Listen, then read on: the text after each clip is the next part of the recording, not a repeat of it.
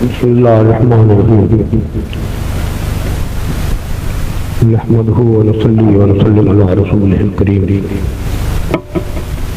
أما بعد فأعوذ بالله من الشيطان الرجيم بسم الله الرحمن الرحيم وتعاونوا على البر والتقوى ولا تعاونوا على الإثم والعدوان صدق الله مولانا العظيم إن الله وملائكته يصلون على النبي يا أيها الذين آمنوا صلوا عليه وسلموا تسليما اللهم صل على محمد وعلى آل محمد وبارك وسلم عليه. حضرت دیوان صاحب قبلہ اجمیر شریف خانوادہ قبلہ عالم غریب نواز نور محمد صاحب مہروی اور اولاد حضرت خواجہ قطب الدین بختیار کاکڑی رحمۃ اللہ علیہ، دیگر معزز علماء کرام، مشایخ اسلام، میرے بزرگوں، بھائیوں، عزیزوں، سب کی خدمت میں میرا مدبانہ سلام قبول. مجھ سے پہلے طلباء دارالعلوم شمس الاسلام اظہار خیال فرما رہے تھے. عربی میں بھی انہوں نے تقریر فرمائی، فارسی میں بھی فرمائی، اردو میں بھی فرمائی، اور جو اللہ تعالیٰ نے اپنے حبیب صلی اللہ علیہ وسلم کے صدقے میں 20 سال میں مجھے کہوں گا کہ ایک تحفہ عطا کیا ہے مولانا مظہر الحق کی صورت میں، ان کی ذات پر مجھے اعتماد کی ہے اور فخر کیا ہے. یوں تو میں بے حد حضرت شیخ الحدیث حضرت مولانا غلام حیدر صاحب ممنون شکر گزار ہوں، جنہوں نے اپنی مصروفیت کو چھوڑ کر اس چھوٹے سے گاؤں میں دارالعلوم کی خدمت کو قبول فرمایا. میں ان کا بے حد شکر گزار ہوں. حضرت مولانا اکبر علی صاحب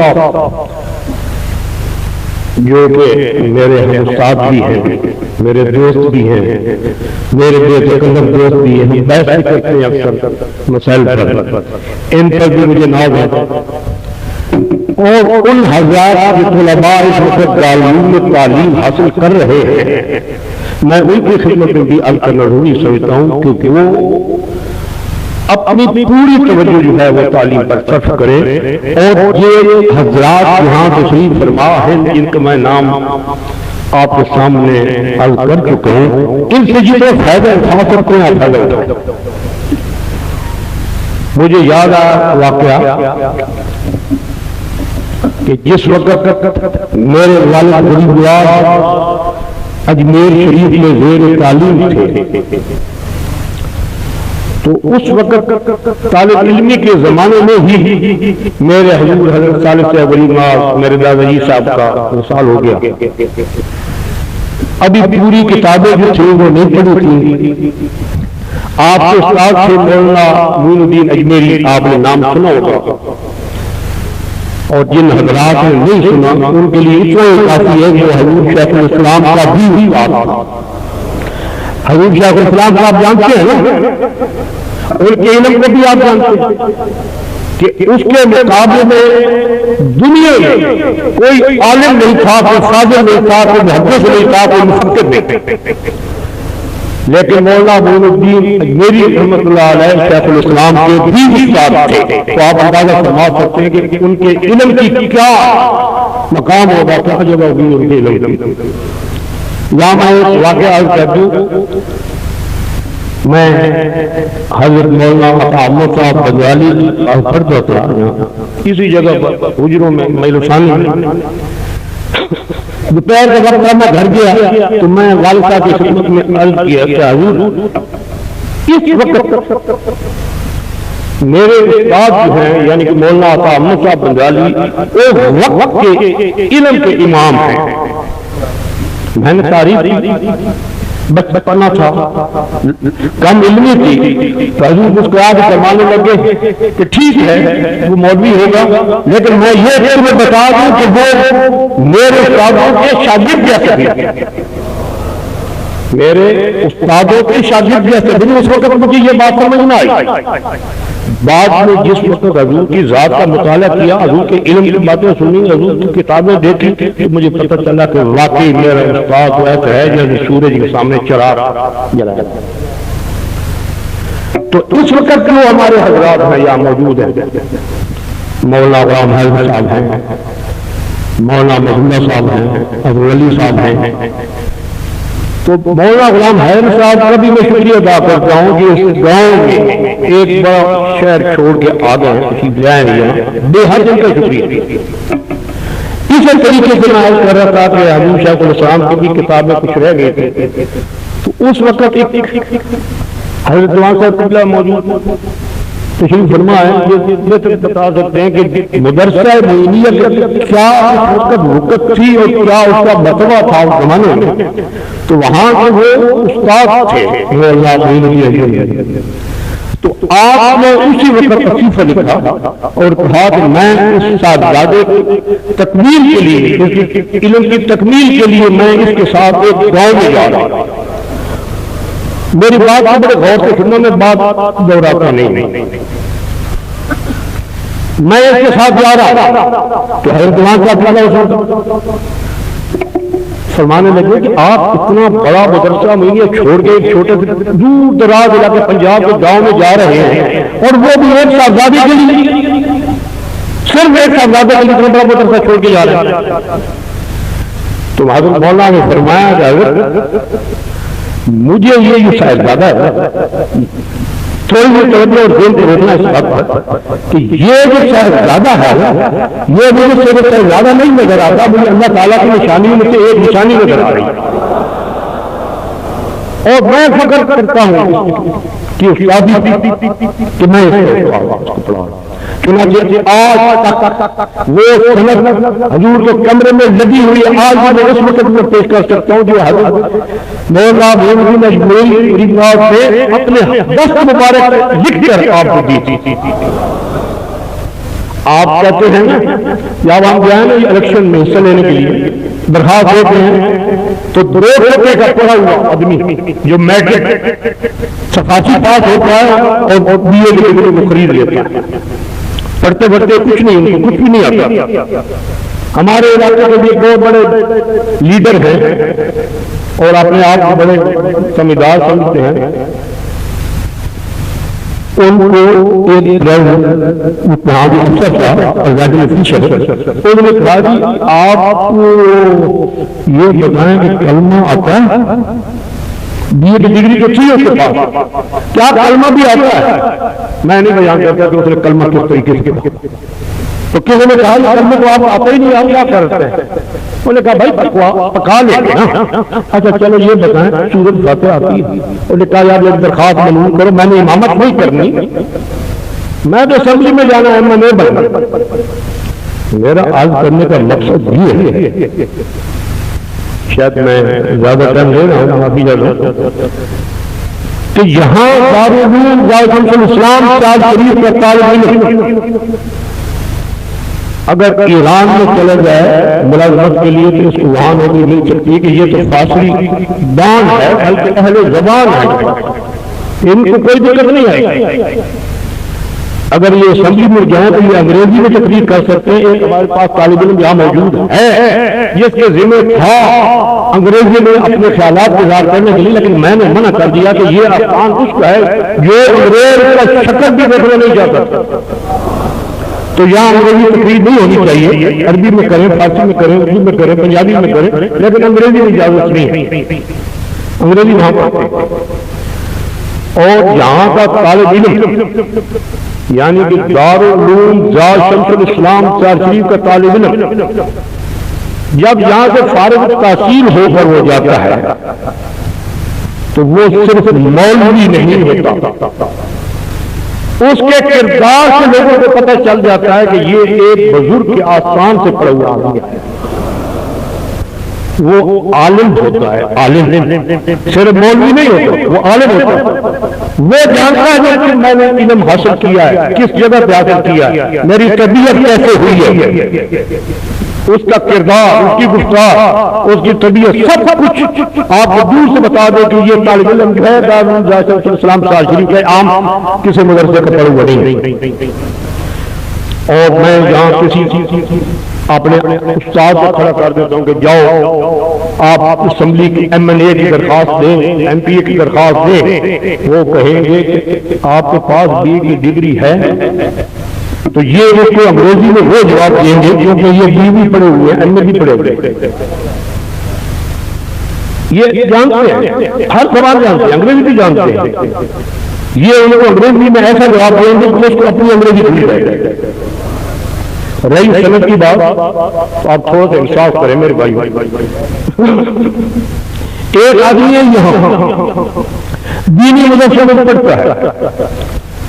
کم و بیش کو اپنی تعلیم مکمل کرنے کے لیے 18 سال لگتے ہیں، کم و بیش کو 18 سال لگتے ہیں، اگر زیادہ لاگ ہوا تو 17 سال لگتا ہے۔ جب وہ عالم بنتا ہے، قرآن پڑھتا ہے، قرآن پر اس کو عبور حاصل ہوتا ہے، حدیث پڑھتا ہے اس پر عبور حاصل ہوتا ہے، فقہ پڑھتا ہے فقہ پر اس کو عبور حاصل ہوتا ہے، قرآن بھی پڑھتا ہے، قرآن پڑھاتا بھی ہے، حدیث بھی پڑھتا ہے، حدیث پڑھاتا بھی ہے، فقہ پڑھتا ہے، فقہ پڑھاتا بھی ہے۔ جب 2 روکے کے پریزائڈنگ افیسر کے پاس ہو جاتا ہے تو وہ پوری جہل ثابت ہوتا ہے۔ اگر وہ جہل ثابت نہ کرے کسی روم میں آ جائے تو چند لوگ جن کے پیٹ میں درد بھی ہوتا ہے، یار ایک مولوی قسم کا آدمی یہاں آ رہا، یہ جو اس کی سند یہ ہے، اس کی سند وہ ہے، سند یہ، تو مجھے یہ بتائیں کہ آپ کی کیا سند ہے، آپ کی کیا سند ہے؟ ایک اور میں چیلنج کرتا ہوں، آئیں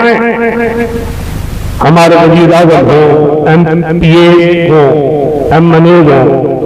سپیکر ہو قومی اسمبلی کے، سینٹ کے چیئرمین ہو، صدر ہو، ان کو میں چیلنج کرتا ہوں کہ وہ میری سند پر میں ان کی سند پر، وہ ہم دونوں سند جو ہے ایک presiding officer chief election commissioner کے سامنے رکھتے ہیں، دونوں رکھتے ہیں سند، وہ میری سند پڑھ دے یا کسی عالم دین کی سند وہ پڑھ دے، تو یہ نہ لے، یہ اگر وہ نہ پڑھ سکے تو جس کو کچھ نہ آتا ہو وہ نہ لے سکتا، یہ جانتا ہے قرآن اور حدیث کی کر وہ نہ لے سکتا۔ اب میں یہ بتا دوں کہ یہ ایک سازش کے تحت علماء کرام کو کم از کم اس آدمی کو جو اللہ اور اس کے رسول کا نام جانتا ہے، یا جہاں اللہ اور اس کے رسول کا نام آتا ہے، فرمان آتا ہے، اس پر عمل کرتا ہے، ایک سازش کے تحت یہ اسمبلیوں میں روک رہے ہیں، یہ سازش کے تحت روک رہے ہیں کیونکہ وہاں جا کر یہ اسلام کی باتیں کریں گے، اسلام کی باتیں کریں گے تو امریکہ سرکار کو جو ہے وہ ناگوار گزرے گے اور ہماری غلامی میں فرق آئے گا اور کچھ بھی نہیں۔ اس سے کیا لے لیں، انہوں نے اپنے باپ کو گھر پہ تنخواہ دینی ہے، مولوی کو یا MPA کہاں سے یہ تنخواہ؟ صرف وجہ اتنی ہے کہ یہ تو یار مسلمان ہیں، ان کے منہ پہ داڑھی ہے، یہ ان کی شکل و صورت مسلمانوں جیسی ہے،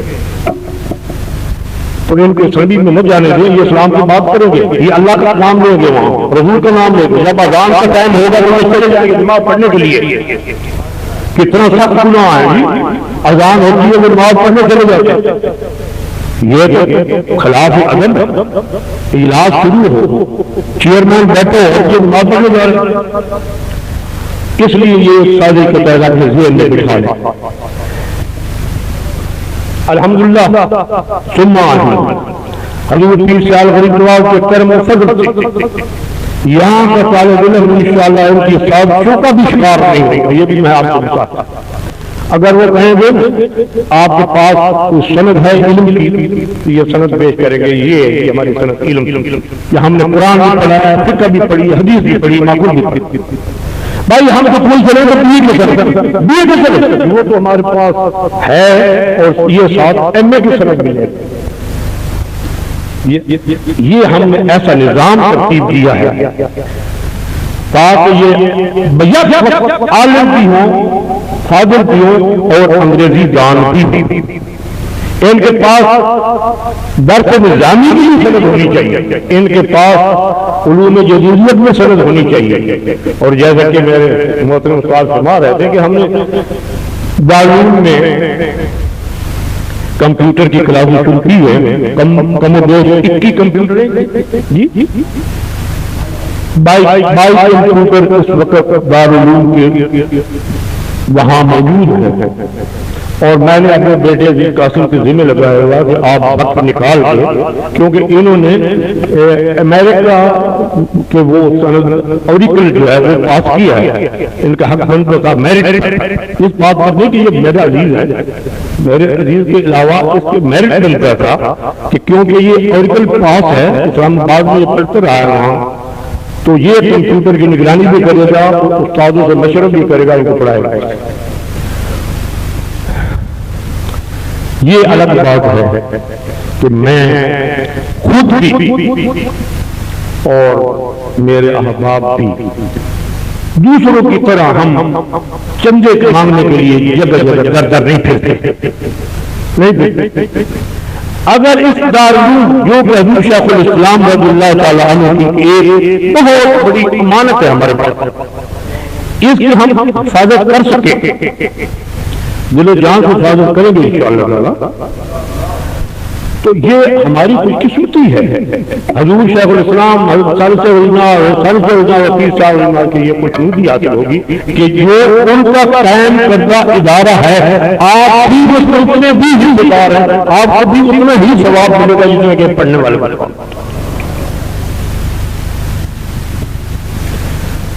میں جھولی پھیلاتا ہوں، ضرور پھیلاتا ہوں، جھولی اس کے آگے پھیلائی جاتی ہے، یہ اس کے پاس ہو بھی کچھ نہ، خالی جیب اس کے آگے جھولی پھیلانے کا فرق ہے۔ جھولی پھیلاتا ہوں 3 سال کے در پر، اور جھولی پھیلاتا ہوں میں حضرت پیر پٹھان غریب کے در پر، اور اتنا دیتے ہیں کہ کسی وقت تو اپنی جھولی میں شرم آتی ہے کہ اتنی تنگ ہو گئی ہے۔ وہ ایک آدمی مجھے شعر سنا رہا تھا، وہ کہتا تھا میں کچھ نہ سہی میرا مقدر بڑا ہے، محبوب کے نالین کے سر میرا بڑا ہے، کیوں میری خطاؤں کی طرف دیکھ رہے ہو، ہے جس کو میری یاد وہ لجپال بڑا۔